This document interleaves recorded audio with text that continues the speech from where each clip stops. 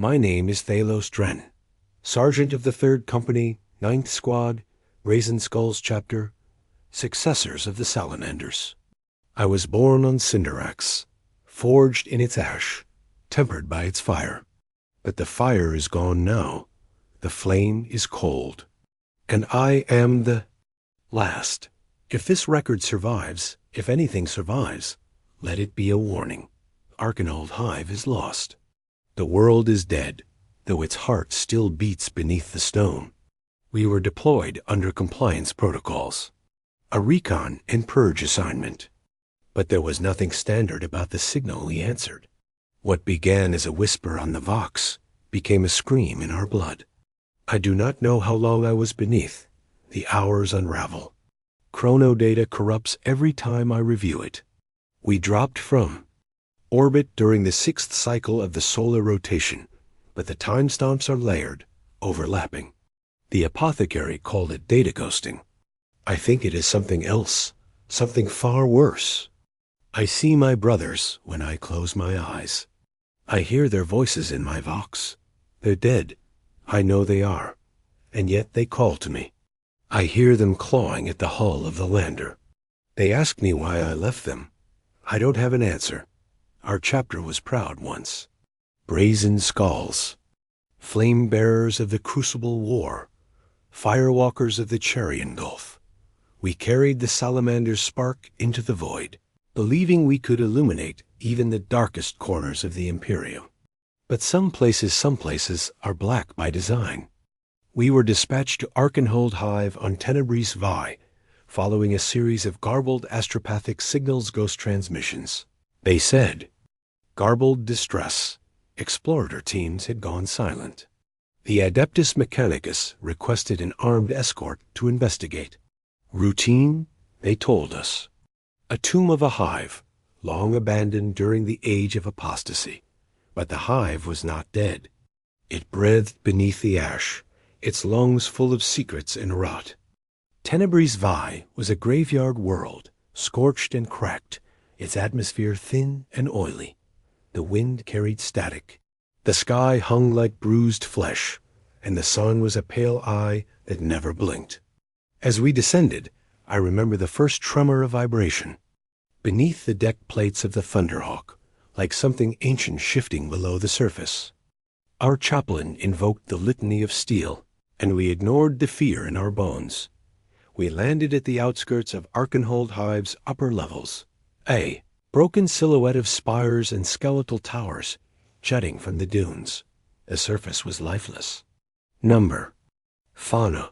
No flora. Only machine husks and dust. We deployed with the Mechanicus Detachment Magos Deltrix and his servitor choir. He claimed the Hive's core databanks were intact. That was the true objective. Not compliance. Not rescue. Retrieval. We followed them downward, deeper into the Hive's throat. Every level felt older than the one above it. Rust gave way to obsidian. Cogitator panels still flickered, though no power source could be found.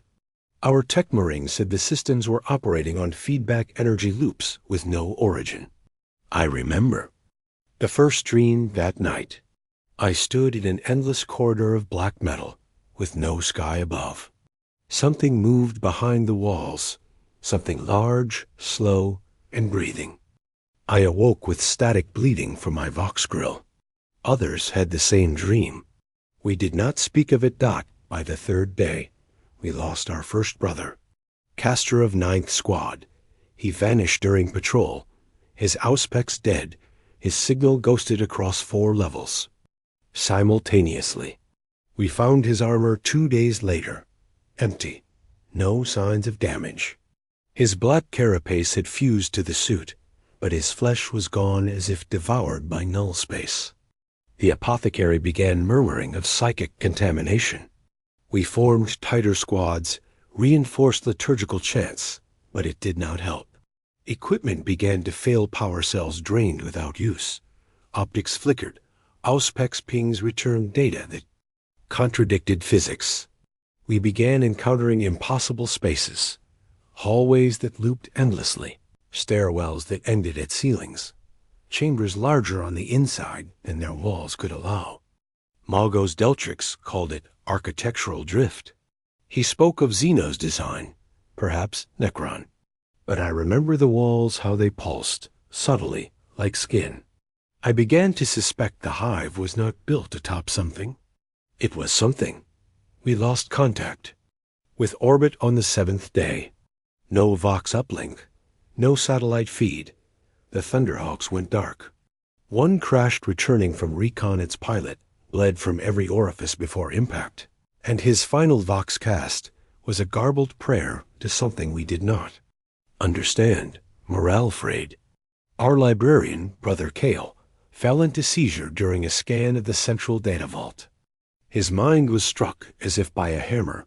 He screamed of inverted flame, of thrones made of bone, of hunger given thought. He died 20 hours later, his body crumbling into ash as if aged 1,000 years. Magos Deltrix found something in the vault beneath him. A sealed stasis cylinder marked in forbidden sigils. Not Gothic, not Mechanicus, not any known tongue. The servitors began to twitch, even when powered down. I watched one of them blink. They are not supposed to blink. Del Trix insisted on opening the vault. He said it was a relic from the dark age of technology. His logic core had degraded by then. I believe something had already spoken to him. The vault opened not with a hiss, but a sigh. Warm air, thick with the scent of myrrh and rot, flooded the chamber. Inside, suspended in stasis, was a figure. Humanoid. Armored in something like ceramite, but smoother grown, not forged. Its face was covered in a mirrored plate, and behind that mirror, I saw my own reflection. Except it moved before I did. Kale's corpse twitched as the vault powered on. Brother Harthax shot it. We burned the remains, but we were too late. The thing in the vault was awake. I do not know if it ever truly slept. Once opened, the hive began to shift. Corridors changed. Overnight, we found a copy of our own barracks 6 levels deeper identical, except reversed, as if mirrored by a god's hand. Our dead began to return, not alive, not fully. Shapes in the dark that bore their voices. Armor with nothing inside. They would stand in the distance and watch. No aggression. Just observation. It was worse than an ambush. I remember one night I was on watch. I saw Brother Cashin approach. He had died 2 days prior. He walked to the fire, sat down, and removed his helmet. His face was flensed, but he smiled. I blinked, and he was gone. The fire was cold. The logs, ash. The deeper we went, the more. We forgot. Orders jumbled. Names slipped from memory. I held Brother Emit's arm after an ambush. His last words were, "Don't let it take my name." I carved it into the wall. 2 days later, I returned. The wall was blank. The metal was smooth as glass. The Vox was silent. No one spoke unless necessary. Those who dreamed began sleepwalking. The chaplain tore his own tongue out. He said it was repeating things he never meant to say. The vault, what we now called the wound, began to bleed light. Not bright, not blinding. It was colorless, not the absence of color. The negation of it. It leaked into our eyes. Our gene seed began to degrade. Apothecary Nixos opened a brother's chest and found the progenoid turned to obsidian, humming softly. We stopped retrieving the fallen. Del Trix was taken or changed. I no longer know the difference. He walked into the wound. His mechadendrites retracted, his voice clear for the first time, human and filled with awe. "It is not a god," he said. "It is the echo of a hunger that was never fed." He vanished in the light. No trace. The ground shook. We fled upward. One by one, the squad fell. Some to the entities that hunted us in the shifting hall's shapes, too large to see in full. Some simply stopped. They sat, laid down their bolters, and ceased. I do not know why I lived. I wish I hadn't. Now I wait in the wreck of the lander, surrounded by the corpses of brothers I cannot name. The Vox emits only one sound now, a heartbeat. Not mechanical, organic, slow, steady, not mine. I have not eaten in days. I feel no hunger. I do not sleep. I do not blink. I see the hive even when I close my eyes. It speaks in symbols, dreams, a language made of forgetting. I record this log not for redemption, but remembrance. We came to burn the darkness. Instead, we fed it dot if this reaches any inquisitorial channel. Purge the system. Fire will not be enough. Seal it in silence. Let no prayer rise from this place. It is listening. It is learning. It is still hungry. I was a space marine. My blood carried the flame of Vulcan. My armor bore the scars of 1,000 wars. And now I am unmade. I do not know if I am still human, but I remember the scream beneath. Tenebris VI.